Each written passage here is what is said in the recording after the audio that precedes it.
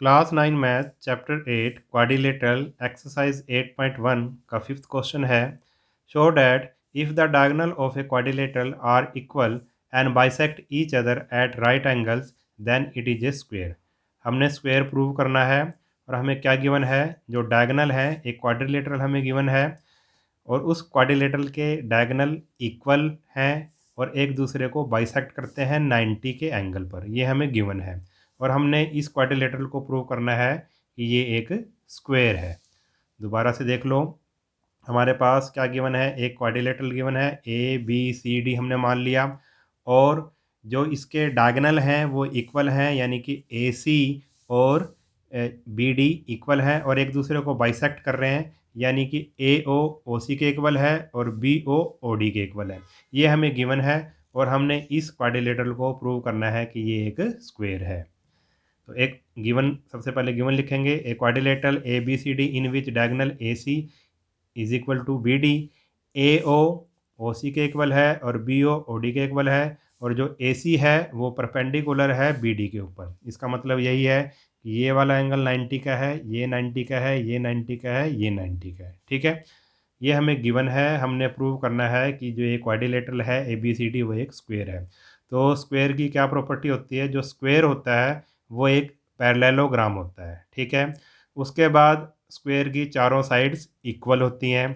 उसके बाद जो स्क्वायर का जो ईच एंगल है वो 90 डिग्री का होता है। ठीक है, तो हम ऐसे ही इस क्वेश्चन को करेंगे। सबसे पहले हम प्रूव करेंगे कि ए बी सी डी जो एक क्वाड्रिलेटरल है एक पैरेललोग्राम है। उसके बाद हम इसकी चारों साइड्स इक्वल प्रूव करेंगे। फिर उसके बाद हम इसका ईच एंगल या फिर कोई एक एंगल 90 का प्रूव कर देंगे। तो हम फिर लास्ट में ऐसे लिख देंगे कि ये एक स्क्वायर है। ठीक है, तो 3 स्टेप में इसको करेंगे। सबसे पहले इसको पैरेललोग्राम प्रूव करेंगे, उसके बाद इसकी चारों साइड इक्वल प्रूव करेंगे, फिर एक एंगल इसका 90 का प्रूव करेंगे। ठीक है, अब देखो, सबसे पहले लिखो आप प्रूफ। प्रूफ लिख दिया आपने। First we shall prove that A B C D is a parallelogram. सबसे पहले हम ये प्रूव करेंगे जो ये ए बी सी डी है वो एक पैरेललोग्राम है। ठीक है, तो यही था हमारे पास ए बी सी डी। इसको पैरेललोग्राम कैसे प्रूव करेंगे, तो सबसे पहले ले लो in triangle A O B and C O D. हमने ये दोनों ट्राइंगल ले ली, ए ओ बी और सी ओ डी, ये वाली ट्राइंगल और ये वाली ट्राइंगल, ये दोनों ट्राइंगल ले ली। अब क्या है भाई, जो ए ओ है, ए ओ वो किसके इक्वल है, ए ओ इक्वल है ओ सी के। ठीक है, ये हमें गिवन है। सबसे पहले हमने ए ओ सी के इक्वल कर दिया, ये गिवन था। फिर क्या है, ओ बी, जो ओ बी है वो ओ डी के इक्वल था, ये भी हमें गिवन था, क्वेश्चन में दिया हुआ था। और तीसरी चीज़ क्या है, जो ये वाला एंगल है ए ओ बी, ये वाला एंगल इस वाले एंगल के इक्वल होगा। ये कौन से एंगल होते हैं आपको पता है, वर्टिकली अपोजिट एंगल। तो कौन सी प्रॉपर्टी लगी, side angle side, side angle side. ठीक है, तो in triangle A O B and C O D, A O is equal to O C, B O B equal to O D and angle A O B किसके equal है, C O D के equal है। तो side by side angle side congruence लिख देंगे हम, side angle side congruence triangle A O B किसके congruent होगी, ट्राइंगल सी ओ डी के। ये वाली ट्राइंगल इस ट्राइंगल के कॉन्ग्रुएंट हमने प्रूव कर दी।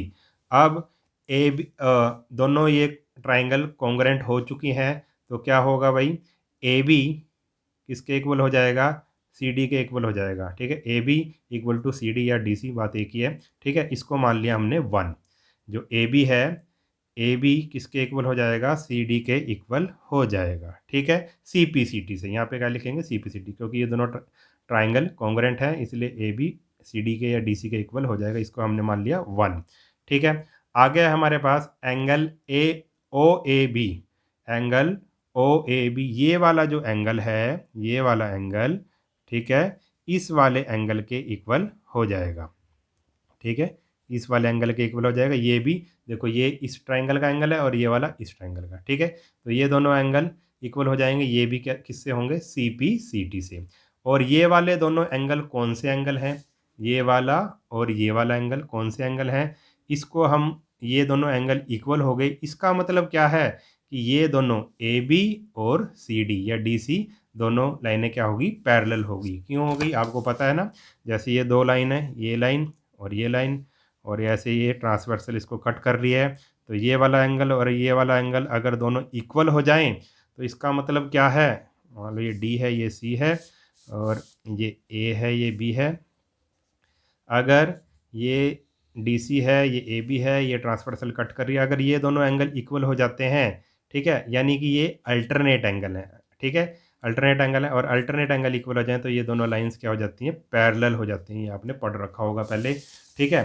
तो ऐसे ही ये वाला एंगल और ये वाला एंगल इक्वल हमने सी पी सी टी से प्रूव कर दिया इक्वल, ठीक है, but these are alternate angle, alternate interior, ये दोनों अल्टरनेट इंटीरियर एंगल हैं, इसलिए ए बी जो लाइन सेगमेंट है वो सी डी के क्या हो जाएगा, इक्वल हो जाएगा, ठीक है। तो इसको मान लिया हमने सेकंड। अब आपको पैरेललोग्राम की एक प्रॉपर्टी पता होगी, जो पैरेललोग्राम होता है, कोई भी पैरेललोग्राम हो, अगर उसकी एक जो पेयर है, ठीक है, साइड्स का एक पेयर इक्वल प्रूव हो जाए और पैरेलल प्रूव हो जाए, ठीक है। जैसे इस केस में हमने इक्वल और पैरेलल प्रूव कर दिया, जो ए बी है वो सी डी के इक्वल है, ए बी सी डी के इक्वल है, और ए बी सी डी के पैरेलल है, ये दोनों हमने प्रूव कर दिया। तो हम लिखेंगे फ्रॉम 1 एंड 2, अगर पैरेललोग्राम में एक पेयर इक्वल और पैरेलल हो जाता है साइड्स का, तो वो क्या होता है भाई, पैरेललोग्राम होता है, ठीक है। अगर किसी को पैरेललोग्राम प्रूव करना है हमने, तो हम ये क्या प्रूव करेंगे, कर सकते हैं कि ए बी सी डी के इक्वल है और ए बी सी डी के पैरेलल है। इसका मतलब क्या हुआ कि ये एक पैरेललोग्राम है, तो हम ऐसे लिख देंगे from 1 and 2 A B C D is a parallelogram. तो हमने इतना तो प्रूव कर दिया कि ये एक पैरेललोग्राम है, ठीक है। और आगे हम प्रूव करेंगे कि जो ये क्वाड्रिलेटरल है इसकी साइड्स इक्वल है और ईच एंगल 90 का है। Now we shall prove that it is a square. अब इसको स्क्वेयर प्रूव करेंगे। अब कैसे करेंगे, इन ट्रायंगल ए ओ बी, हमने ए ओ बी ये वाली ट्रायंगल और ए ओ डी ये वाली ट्रायंगल हमने ले ली। तो अब देखो कैसे है, ए ओ कॉमन, दोनों में ए ओ कॉमन आ गई, इस ट्रायंगल में इस ट्रायंगल में कॉमन है। दूसरा क्या है, एंगल ए ओ बी और ए ओ डी, ये वाला एंगल और ये वाला एंगल, दोनों एंगल कितने के हैं भाई, 90 डिग्री के हैं। ये हमें क्या था, गिवन था, ये भी हमने लिख लिया गिवन। अब ओ बी जो साइड ओ बी है वो ओ डी के इक्वल है, ये भी गिवन था, क्योंकि जो इसने दे रखा था ये बाइसेक्ट करते हैं एक दूसरे को डायगोनल।